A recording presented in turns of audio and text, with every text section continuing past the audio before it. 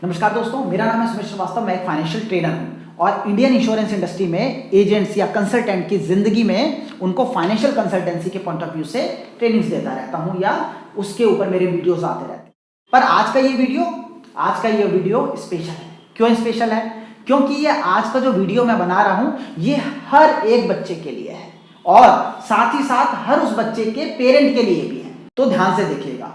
Actual में हुआ क्या कि दिल्ली गवर्नमेंट का एक प्रोग्राम है, एंटरप्रेन्योरशिप के ऊपर प्रोग्राम है और वो अपने गवर्नमेंट स्कूल में वो प्रोजेक्ट को चला रहे हैं। उस प्रोजेक्ट में मैं उनका साथ दे रहा हूं। अब हो क्या रहा है कि उस एंटरप्रेन्योरशिप प्रोग्राम के चलते हुए मैं 8th class, 9th class, 10th, 12th, 11th इन क्लासेस के जो बच्चे हैं उनको रेगुलर सेशंस दे रहा हूं।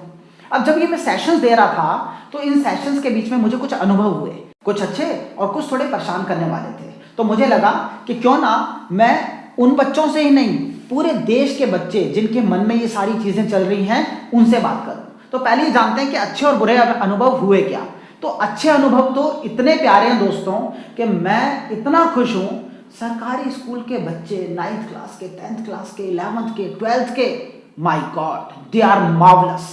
इतने बेहतरीन स्टूडेंट्स, उनके questions logical questions, actual questions, real questions, उनके क्वेश्चंस जो रियल क्वालिटी क्वेश्चंस हैं, जो प्रैक्टिकल चीज़ों के ऊपर बने हुए हैं। पता नहीं उन्हें इतनी नॉलेज कहाँ से आई, पर उनके questions perfect, on the spot, bang. और वो क्वेश्चन जानने के बाद मुझे इतनी प्रतिभा उन बच्चों में दिखती है, इतने प्रतिभाशाली वो बच्चे हैं, इतने प्रतिभावान वो बच्चे हैं कि दिल खुश हो जाता है। क्या करेंगे ये लोग ये आगे जाके? ये बच्चे देश का भविष्य बनेंगे, बेहतरीन कल देने वाले हैं ये बच्चे हमारे को, इस देश को। वहीं पे कुछ ऐसी बातें हुई जिन्होंने मुझे अंदर तक परेशान कर दिया।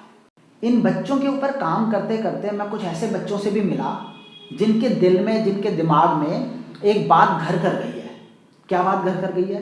कि उनके पास लिमिटेशंस हैं।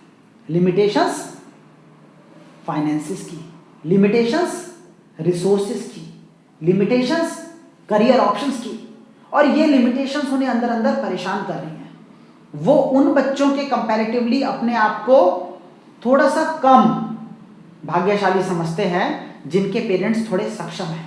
उन्हें लगता है हमारे पेरेंट्स तो असक्षम हैं, हमारे को वो ज़िंदगी नहीं दे सकते जो हम चाहते हैं, वो एजुकेशन नहीं दे सकते जो हम चाहते हैं।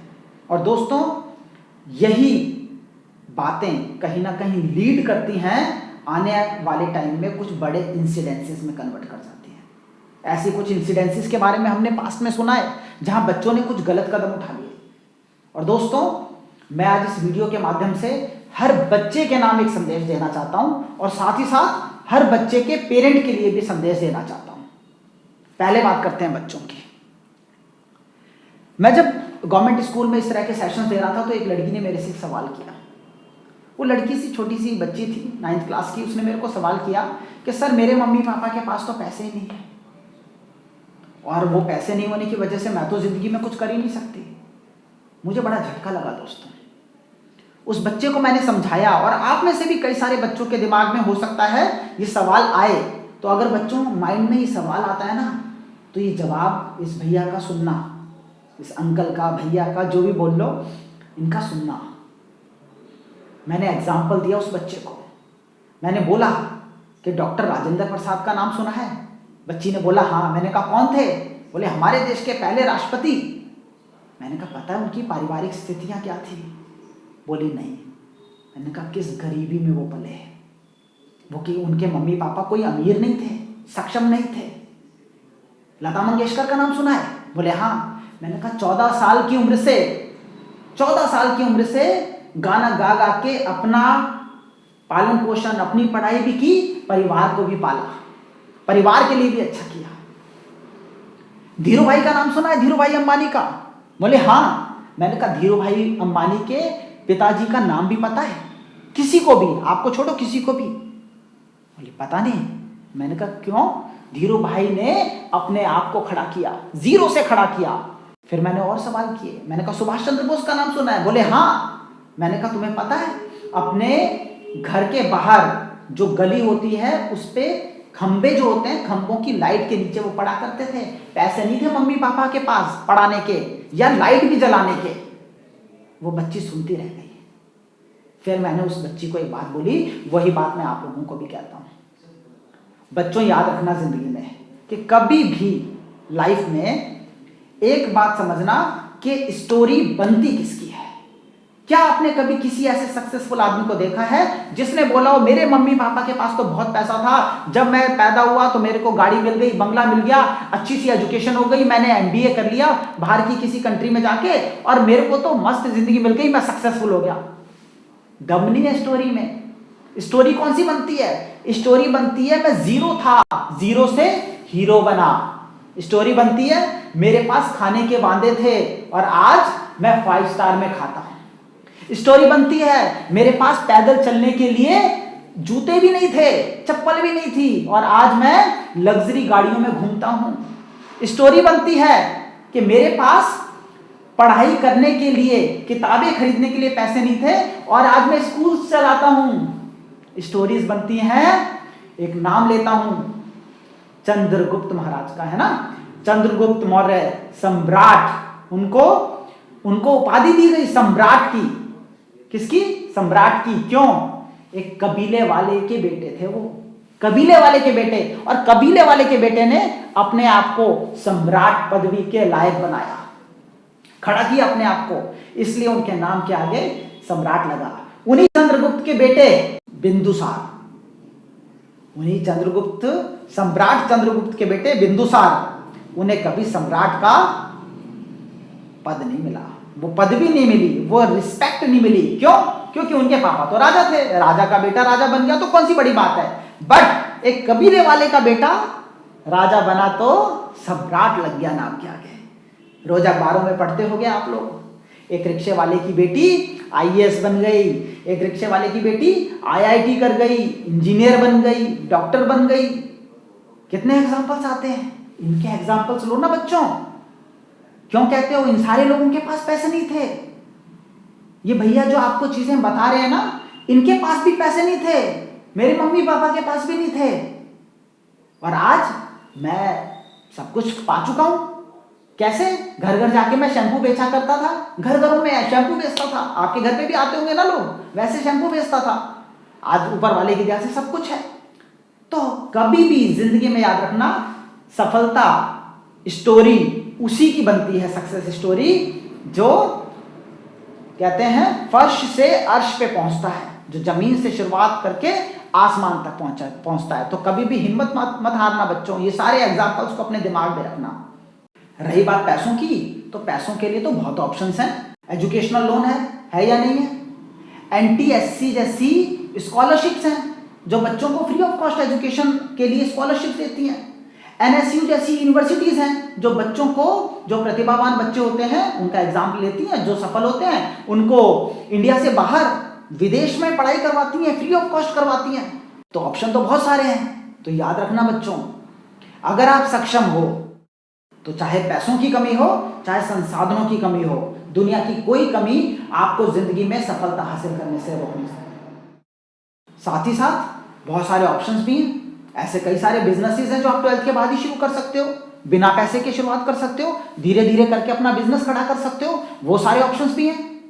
खुद को भी खड़ा करो और साथ ही साथ अपने आप की अपनी पढ़ाई भी जारी रखो, ये ऑप्शंस भी हैं। तो ऑप्शंस तो बहुत सारे हैं। हो सकता है कि आपके पेरेंट्स की फाइनेंशियल कंडीशन बहुत ज़्यादा अच्छी ना होने की वजह से आपके मन में कुछ उल्टी सीधी बातें आए। हमेशा याद रखना उस वक्त एक बात, हमेशा याद रखना। क्या बात? कि हमारे जो पेरेंट्स हैं उन्होंने अपनी ज़िंदगी में जो चीज़ें नहीं जी या फिर नहीं हासिल कर सके, वो चीज़ें वो हमें देने की कोशिश करते हैं। आज चाहे वो कहीं पे भी हैं, किस भी कंडीशन में हैं, पूरे दिन मजदूरी करते हैं, कुछ भी करते हैं, पर जो भी करते हैं उससे हमारी ज़िंदगी को अच्छा बनाने की कोशिशें करते हैं। और इन सबसे भी बड़ा, हमसे कितना प्यार करते हैं या नहीं करते। तो हमेशा अपने पेरेंट्स को याद रखना। और दूसरी बात, उनकी इस सिचुएशन को समझते वक्त आपकी जिम्मेदारी और बढ़ जाती है। अगर हम उनसे एक्सपेक्टेशन रखने की बजाय ये सोचें कि काश मैं कुछ ऐसा कर सकूं, या ऐसा दिमाग लगाएं कि हम कुछ ऐसा कर सकें कि हम अपना भी एक एक अच्छा करियर बना लें और साथ ही साथ परिवार को भी सपोर्ट कर सकें, परिवार के भी सपने पूरे कर सकें। अगर हम उनकी जिम्मेदारी ले लें तो कैसा रहेगा। अब बच्चों की बात होगी तो बात करते हैं पेरेंट्स की। तो पेरेंट्स को भी हाथ जोड़कर मेरा एक संदेश है, एक मैसेज है। दोस्तों, आपके बच्चे एफर्ट्स कर रहे हैं। मैं समझता हूँ परिवार की स्थितियाँ कई बार अनुकूल नहीं होती। कई बार आप बहुत एफर्ट्स करके बच्चों को पढ़ा रहे होते हैं। कई बार बच्चों की एजुकेशन के लिए आपको बहुत एक्सट्रीम मेहनत करनी पड़ती है, कभी कर्जा लेना पड़ जाता है। बहुत सारे ऐसे इंसिडेंसेस पिछले कुछ टाइम में मैंने सरकारी स्कूल के पेरेंट्स के साथ या सरकारी स्कूल में पढ़ने वाले बच्चों के पेरेंट्स के साथ देखे हैं। मेरा आपको एक ही मैसेज है। पहला, कभी भी अपनी एक्सपेक्टेशंस का जो बोझ है वो बच्चे पे ना डालें। एक्सपेक्टेशन रखना और बच्चे को उसकी जिम्मेदारी का एहसास कराना एक बात है, आप कराइए, बिल्कुल कराइए, मैं मानता हूँ, मैंने भी करवाने की कोशिश की है। बट जब बात आती है प्रेशर की, तो प्रेशर नहीं देना। हमेशा उसके दिमाग में एक बात क्रिएट करके रखनी है कि बच्चे कोई बात नहीं, इस बार नहीं हुआ तो अगली बार हो जाएगा। वो अगली बार वाला ऑप्शन उसके पास हमेशा होना चाहिए। वो टूटना नहीं चाहिए। बच्चा छोटी सी कली है, टूटी तो वो पेड़ नहीं बन पाएगी। आपको उसे टूटने नहीं देना। तो क्या करना है, आपको हमेशा अगली बार का एक ऑप्शन उसके लिए छोड़ना है। जिम्मेदारी का एहसास कराइए, सारी चीज़ें समझाइए, बट प्रेशर मत बिल्डअप कीजिए, पहली चीज़। दूसरी चीज़ दोस्तों, फाइनेंशियल प्लानिंग ज़रूर करें।